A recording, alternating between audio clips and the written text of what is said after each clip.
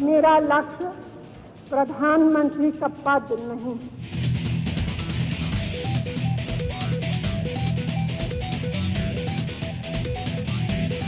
We should not chase power for the attributes of power.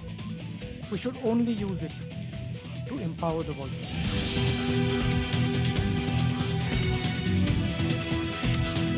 धर्मनिरपेक्षता, उदारवाद और कमजोर तबकों के प्रति हमदर्दी हमारे बुनियादी आदर्श रहे हैं और रहेंगे।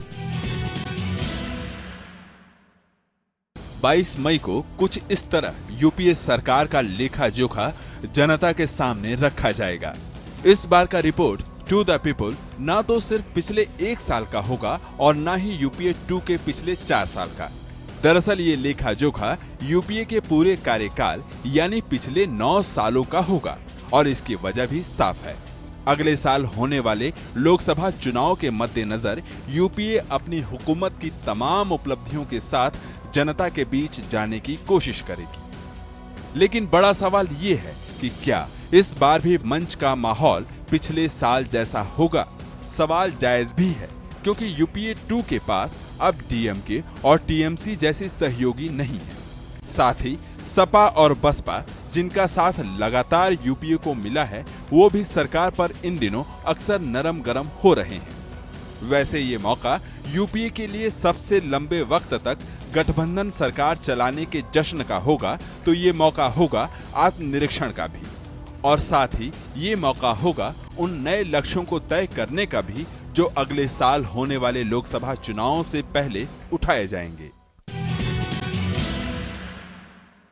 यूपीए के लेखा जोखा को समझने के लिए सरकार द्वारा उठाए गए आर्थिक सुधारों के तमाम कदमों को समझना बेहद जरूरी है। दरअसल यूपीए के शासनकाल के दौरान दुनिया भर में आर्थिक उथल-पुथल होते रहे। भारतीय विकास की कहानी ने भी 2 वैश्विक आर्थिक मंदियों की तपिश झेली। पहली मंदी 2008 में और दूसरी साल 2011 में। लेकिन सच्चाई ये भी है कि जहां 2004 के तुरंत बाद भारतीय आर्थिक विकास दर 9% से भी संतुष्ट नजर नहीं आ रही थी, वो आज 6% सालाना वृद्धि दर तक पहुंचने के लिए तरस रही है। दुनिया के आर्थिक हालात को देखते हुए जानकार इस प्रदर्शन को अच्छा मान रहे हैं। ऊंची विकास दर के साथ साथ इस अवधि को तेज महंगाई की आंच के लिए भी जाना जाएगा। औसत मुद्रास्फीति 9% रही और 2010-11 में तो इसने 11% के औसत का ऐतिहासिक रिकॉर्ड बनाया। वजह खाद्य पदार्थों की सप्लाई में कमी, दुनिया भर के बाजारों में कमोडिटी की ऊंची कीमतों का बने रहना। हालांकि यूपीए सरकार द्वारा उठाए गए कुछ छोटे बड़े कदमों ने महंगाई को बहुत हद तक थामने की कोशिश की है। यूपीए सरकार पर लगातार पॉलिसी पैरालिसिस का आरोप भी लगता रहा है। खुद प्रधानमंत्री ने भी स्वीकार किया कि गठबंधन की वजह से उनकी सरकार कई फैसले नहीं कर पाई। यूपीए 1 में जहां वाम दलों का दबाव सरकार पर था, तो यूपीए 2 में ममता बनर्जी कई मौके पर सरकार के लिए गले की हड्डी बनी। लेकिन अर्थशास्त्री प्रधानमंत्री कब तक चुप बैठते? उन्होंने अपनी पार्टी यानी कांग्रेस को समझाया कि आर्थिक हालात के मद्देनजर कई कड़े फैसले करने की जरूरत है।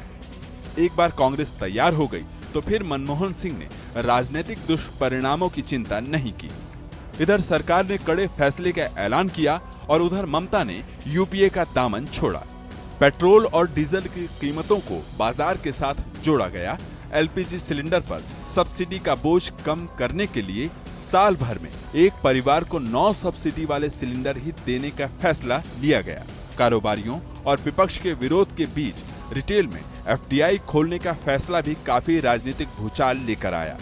इसके साथ ही दूरसंचार, विमानन और बुनियादी ढांचे की बड़ी परियोजनाओं को जल्द मंजूरी देने के लिए प्रधानमंत्री की अध्यक्षता में निवेश पर कैबिनेट की नई समिति बनी।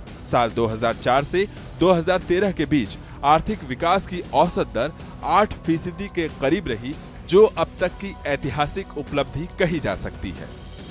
विकास की इस कहानी ने आम आदमी के जीवन में फर्क भी पैदा किया। सरकार ने दावा किया कि 2004 से 2010 के बीच गरीबी बीते 10 सालों के मुकाबले दोगुनी तेजी से कम हुई है। यूपीए के शासनकाल में खेती बाड़ी की विकास दर में जरूर इजाफा हुआ और औसत विकास दर 3% के ऊपर रही, जबकि लक्ष्य 4% की सालाना विकास दर का था। खेती बाड़ी के लिए दिए जाने वाले कर्ज में 5 गुने तक की बढ़ोतरी हुई। किसानों के न्यूनतम समर्थन मूल्य में बढ़ोतरी हुई।